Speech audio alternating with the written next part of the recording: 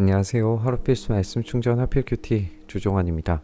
오늘 함께 나눌 하나님 말씀은 마가복음 6장 30절에서 44절까지 말씀입니다. 사도들이 예수께로 몰려와서 자기들이 한 일과 가르친 일을 다 그에게 보고하였다. 그때 예수께서 그들에게 말씀하셨다. 너희는 따로 외딴 곳으로 와서 좀 쉬어라. 거기에는 오고 가는 사람이 하도 많아서 음식을 먹을 겨를조차 없었기 때문이다. 그래서 그들은 배를 타고 따로 외딴 곳으로 떠나갔다. 제자들의 사역 한 페이지가 끝났습니다. 보내심을 받았던 사도들은 자기들이 한 일과 가르친 일을 보고합니다. 그들은 정신없는 사역의 현장에 지금 놓여져 있었죠. 예수님께 온 후로도 오고 가는 사람이 많아서 음식조차 먹을 틈이 없었다라고 이렇게 보고하고 있습니다. 여기서 예수님께서 제자들에게 외딴 곳으로 와서 쉬라고 이렇게 말씀하시는데요. 이것은 그야말로 이 휴식의 개념도 있겠지만 전체적인 마가복음의 메시지를 생각해 보면 예수님께서 외딴 곳으로 가셔서 기도하시고 외딴 곳에서 하나님과의 만남, 동행, 성령님과의 교제 이런 것들이 이루어졌다는 것을 우리가 생각해 보면 지금 이 외딴 곳으로 가라라고 하는 것이 그런 의미를 담고 있는 것으로 보여집니다. 이들은 예수님의 사역을 그대로 배우고 있는 거죠. 예수님께서 외딴 곳에서 이 성령님과 동행하시면서 악한 영들을 무찌르신 이야기들이 이 제자들에게도 동일하게 이루어져야 하는 겁니다. 이래서 외딴 곳은 쉼의 공간이기도 했지만 새로운 영적 공급처의 기능도 했을 겁니다. 그 공간의 이미지가 이전 본문에서 우리가 읽었던 왕궁과는 한참 먼 대척점에 있다는 점을 생각해 볼 수 있습니다. 이전 본문에서 이 헤롯의 잔치가 열렸을 공간, 이 왕궁과 비교해 보면 아무것도 없는 외딴 곳은 전혀 매력적이지가 않죠. 하지만 바로 그곳이 참된 왕께서 베푸시는 식사의 공간이고 식사의 자리였다라는 것이 오늘 본문이 보여주는 이야기입니다. 그런데 많은 사람이 이것을 보고 그들인 줄 알고 여러 마을에서 발걸음을 재촉하여 그곳으로 함께 달려가서 그들보다 먼저 그곳에 이르렀다. 예수께서 배에서 내려서 큰 무리를 보시고 그들이 마치 목자 없는 양과 같으므로 그들을 불쌍히 여기셨다. 그래서 그들에게 여러 가지로 가르치기 시작하셨다. 무리는 여러 마을에서 달려가서 배보다 먼저 건너편으로 이동을 합니다. 이들이 얼마나 강인한 체력으로 호수를 빙 둘러왔는지 자세히 설명하지는 않지만 그들이 그렇게 열심을 내어서 호수 건너편으로 올 수밖에 없었던 이유가 무엇인지 우리가 알 수는 없어도 그들이 굉장히 강인한 체력으로 군사적인 어떤 기본적인 베이스를 가지고 있는 사람들이라고 하는 뉘앙스를 느낄 수가 있습니다. 어쨌든 예수님은 그들을 목자 없는 양처럼 느끼셔서 불쌍히 여기십니다. 다시 말해서 그들에게는 목자가 필요한 거죠. 목자가 이 구약에서는 왕을 표현하던 것이었다는 점을 우리가 생각을 해보면 이전 장면에서 전혀 왕같이 굴지 않았던 헤롯이 자연스럽게 떠오르게 됩니다. 그럼으로써 자연스럽게 예수님이 참된 목자로서 쉴만한 물가와 잔치의 상을 제공하시는 분임이 밝혀지게 됩니다. 날이 이미 저물었으므로 제자들이 예수께 다가와서 말하였다. 여기는 빈들이고 날도 이미 저물었습니다. 이 사람들을 해쳐 제각기 먹을 것을 사 먹게 근방에 있는 농가나 마을로 보내시는 것이 좋겠습니다. 예수께서 그들에게 말씀하셨다. 너희가 그들에게 먹을 것을 주어라.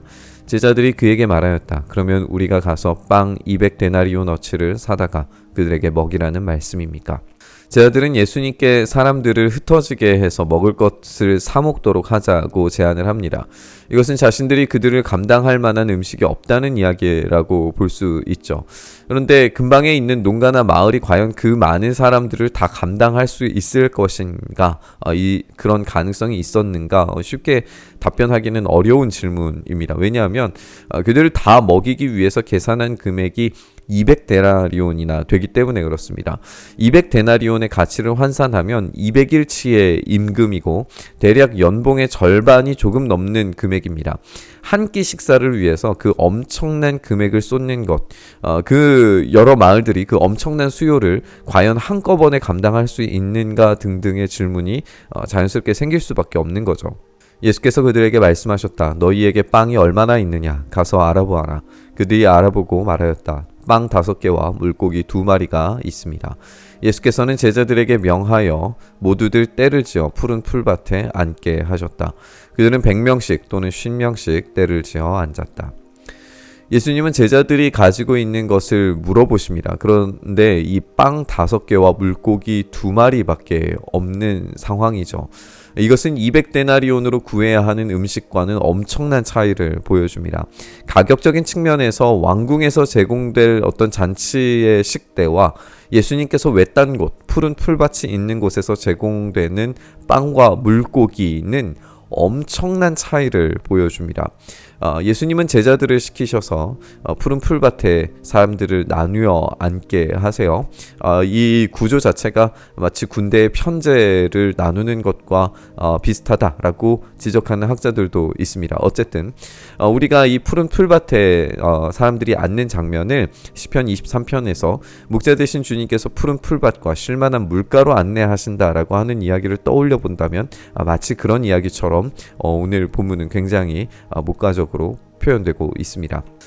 선한 목자이신 분께서 지금 이 군대 편제처럼 앉게 만드시는 이 과정들을 생각을 해보면 아까 우리가 목자이신 왕께서 선한 목자이신 분께서 군사적인 왕으로서도 위엄을 보여주는 것으로 생각되기도 합니다.